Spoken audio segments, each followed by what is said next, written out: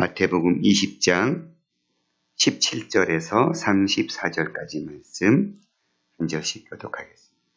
예수께서 예루살렘으로 올라가려 하실 때에 12제자를 따로 데리시고 길에서 이르시되 보라 우리가 예루살렘으로 올라가노니 인자가 대제사장들과 서기관들에게 넘겨짐에 그들이 죽이기로 결의하고 이방인들에게 넘겨주어 그를 조롱하며 채찍질하며 십자가에 못 박게 할 것이나 제3일에 살아나리라. 그때에 세베대의 아들의 어머니가 그 아들들을 데리고 와서 절하며 무엇을 구하니 예수께서 이르시되 무엇을 원하느냐 이르되 나의 이 두 아들을 주의 나라에서 하나는 주의 우편에 하나는 주의 좌편에 앉게 명하소서. 예수께서 대답하여 이르시되 너희는 너희가 구하는 것을 알지 못하는도다. 내가 마시려는 잔을 너희가 마실 수 있느냐? 그들이 말하되 할 수 있나이다. 이르시되 너희가 과연 내 잔을 마시려니와 내 좌우편에 앉은 것은 내가 주는 것이 아니라 내 아버지께서 누구를 위하여 예비하셨든지 그들이 얻을 것이니라.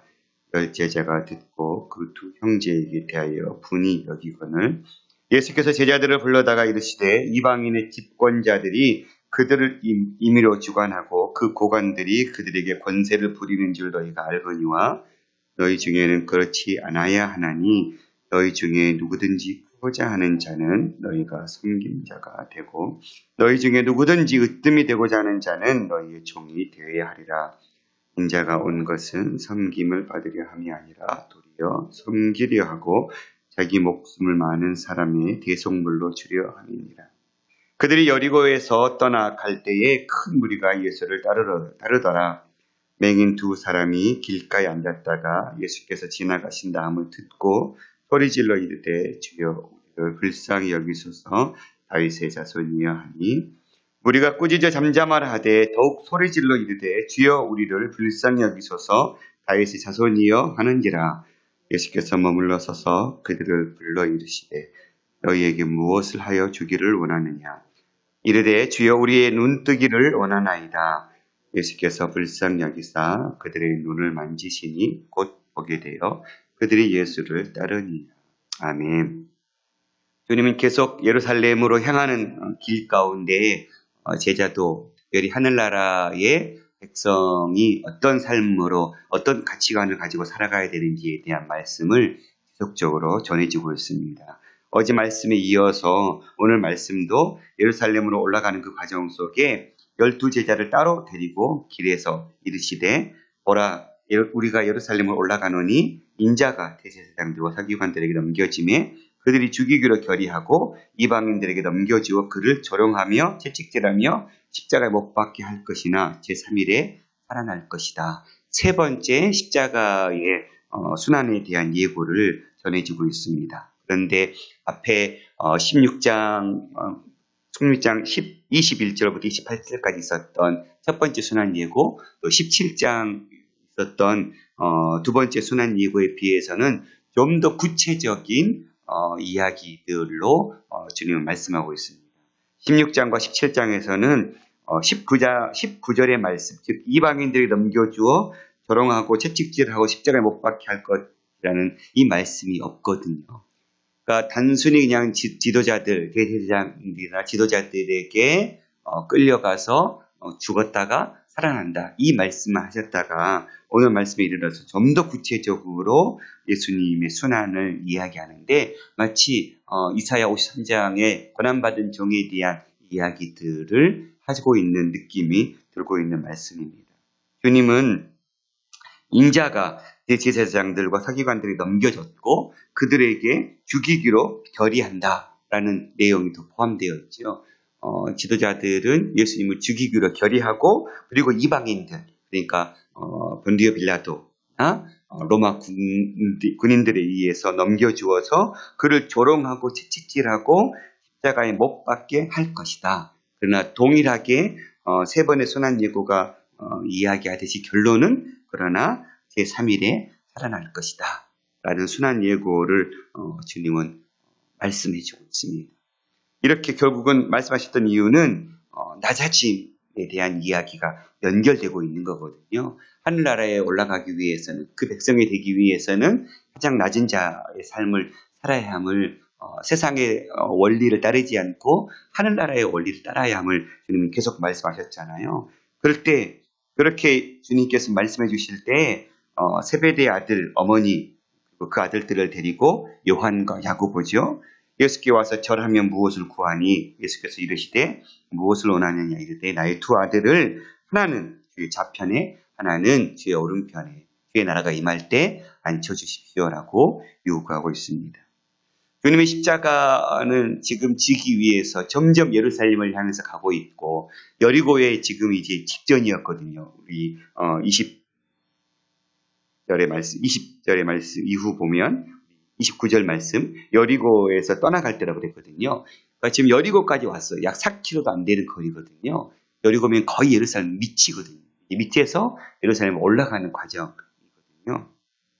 그렇게 얼마 있지 않으면 시간적으로도 지리적으로도 너무 가까운 순환이 임박했음에도 불구하고 여전히 제자들의 사고방식은 예루살렘에 이제 입성했을 때 로마로부터 억압받고 있는 이 이스라엘 땅을 해방시킬 정치적인 메시아, 그리고 그렇게 정치적인 메시아로 그 자리에 섰을 때에 내 두 아들을 좌우편에 앉게 하는 그 권력을, 권세를 부여해 주십시오라고 지금 요청하고 있는 것이지요.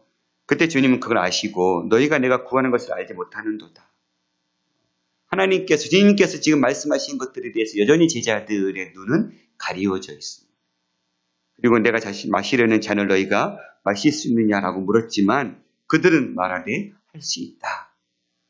주님이 요구하시는 마시는 잔, 내가 마실 잔은 십자가의 고난의 잔이었지만 이들이 요구하는 그 기대했던 잔은 그 십자가의 고난의 잔이 아니라 로마를 물러내게 하는 정치적으로 그들을 주님의 그 발 아래, 그 권세 아래에 무릎 꿇게 한 그 잔을 너희가 마실 수 있겠느냐?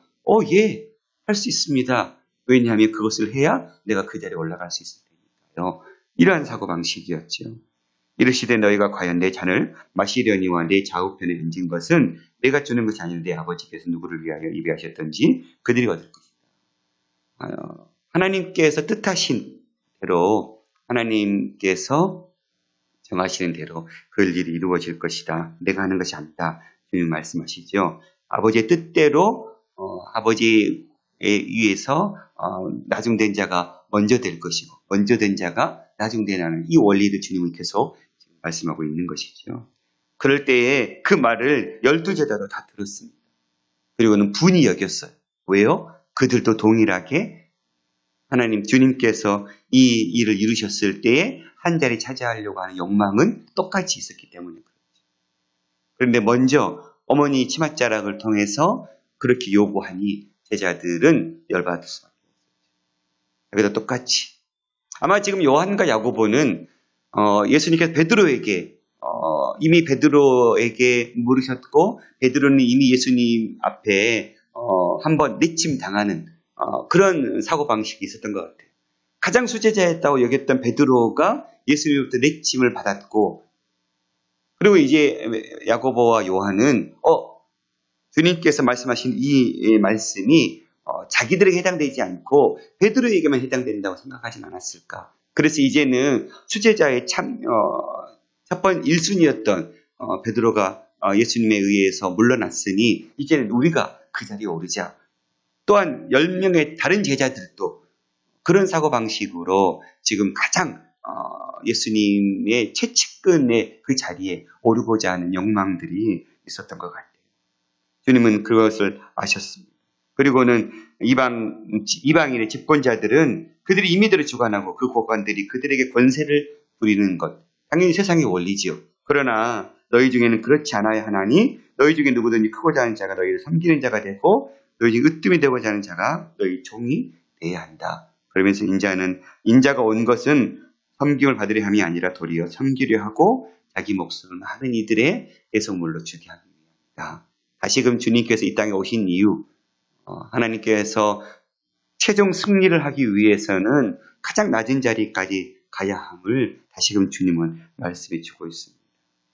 우리는 주님을 따르는 제자들을 주님의 자녀라고 이야기하고 있습니다.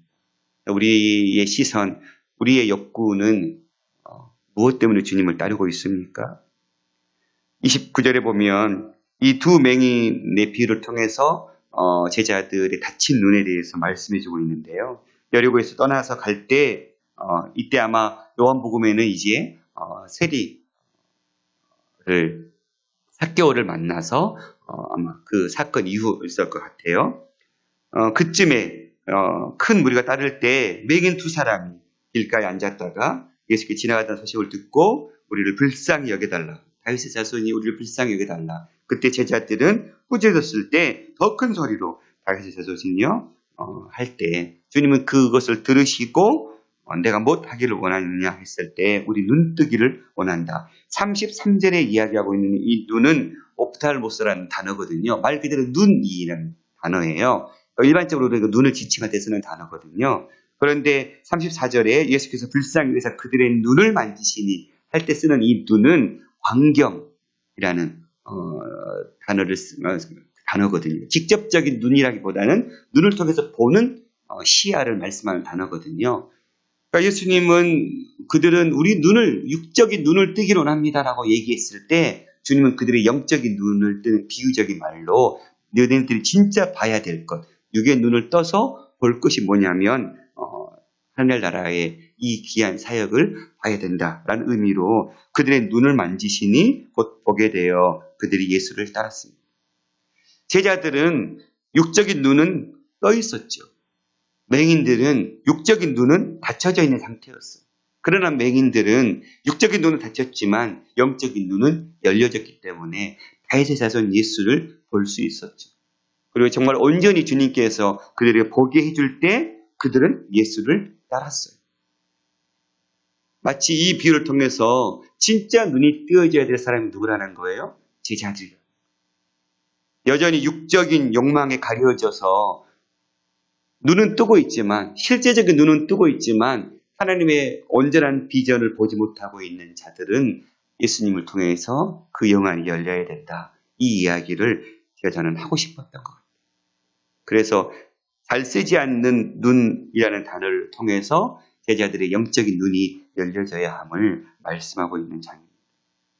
예수님은 가장 작은 자가 되고 가장 낮은 곳까지 내려가셨지만 결국 가장 큰 자가 되고 가장 높은 자리에 올라가서 경배를 받으시는 사명을 이루어 주셨죠. 그것이 하나님의 백성인 우리가 따라가야 될 삶의 방식이다. 주님은 전 삶을 통해서 우리에게 말씀해 주셨습니다.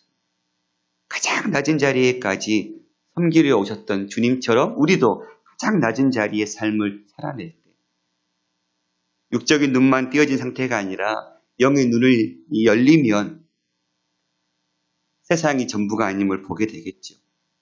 그리고 세상 사람들이 추구하는 것들이 얼마나 참 일시적이고 우리가 따라가야 될 가치가 아닌 것들임을 발견하게 되겠죠.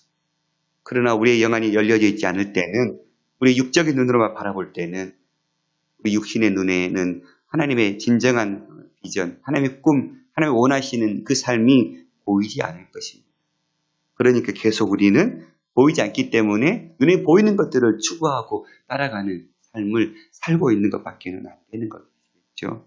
그래서 참된 하늘나라의 영광을 우리가 볼 수 있는 영안을 열어달라고 기도하는 것, 이것은 우리가 주님 다시 오실 그때까지 계속해서 구하고 기도하고 또 기도함으로 계속해서 우리의 영안이 열려져 있을 수 있도록, 그래서 진정 주님이 요구하시는 진짜 믿음의 길을 걸어가는 그러한 삶을 살 수 있도록 우리가 구하는 기도가 되어야 될 줄 믿습니다. 요한과 야고보, 그의 어머니는 세상의 영광을 구했습니다. 물론 수많은 제자들도 세상의 영광을 바라보고 있었습니다. 나는 그러면 정말 진정 하늘나라를 바라보고 있는가? 그렇지 않은 것 같아요.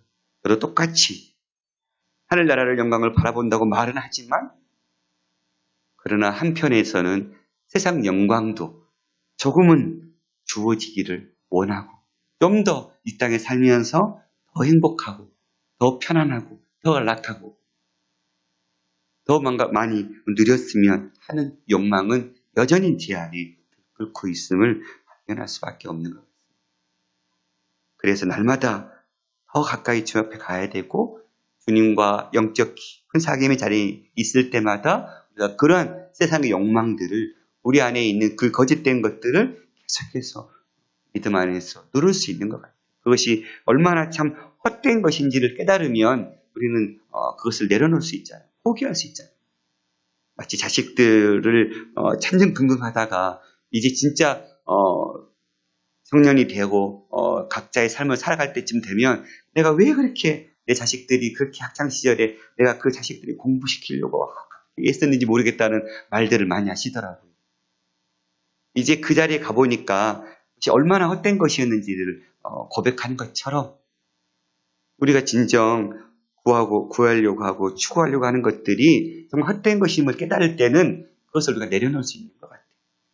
그래서 오늘 또 주님 앞에 우리 육신의 눈이 밝아졌지만 영의 눈은 다 튀어져서 진정 우리가 추구하고 바라봐야 될 것들을 보지 못하는 그런 믿음의 소유자가 아니라 우리 육신의 눈도 열려 있을 뿐만 아니라 영의 눈도 열려 있어서 주님께서 지금까지 말씀하고 저는 한 주간 동안 계속 말씀 묵상하면서 18장, 19장 다시 말씀 18장부터 시작했을 때 한 사람의 소중함을 주님 계속 한 장을 전체를 통해서 강조하셨잖아요.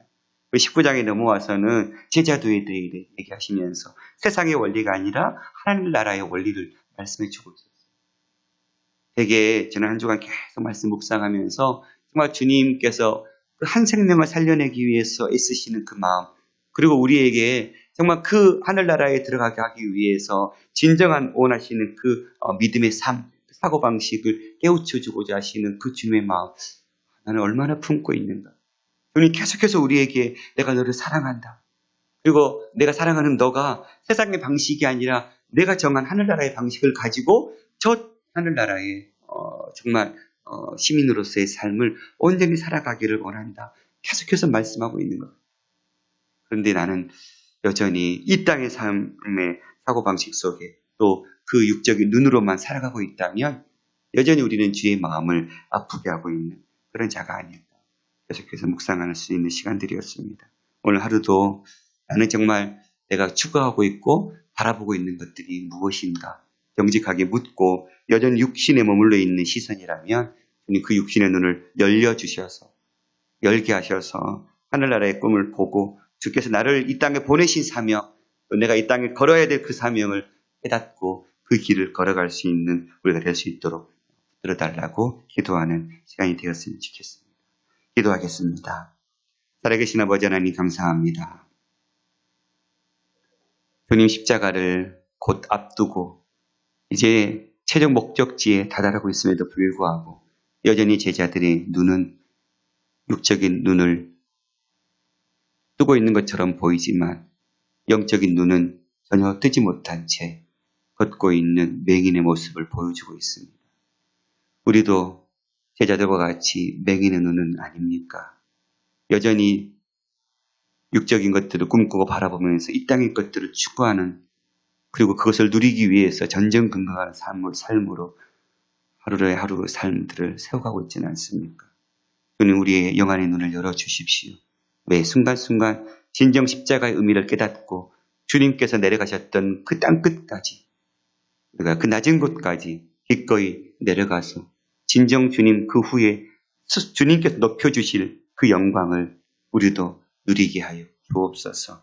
주님 이 땅에 우리가 낮아지지 않고서는 주의 복음을 증거할 수 없습니다. 그 영향력을 발휘할 수 없습니다. 오늘도 하나님 각자의 자리에서 가장 낮은 자리로 섬기며 수고할 때 우리를 통해서 하나님 구원의 놀라운 그 감격으로 맛보는 복된 자들이 일어나게 하여 주시옵소서. 오늘도 열방에 이 생명의 주님을 증거하기 애쓰시는 귀한 선교사님들을 붙들어 주시고 하나님 오늘도 하나님께서 그들의 필요와 그들의 영적인 눈들을 열어주셔서 주님 충만하게 주에 맡기신 사명 감당할 수 있도록 도우시옵소서. 모든 말씀 우리 주 예수 그리스도 이름으로 기도드렸습니다.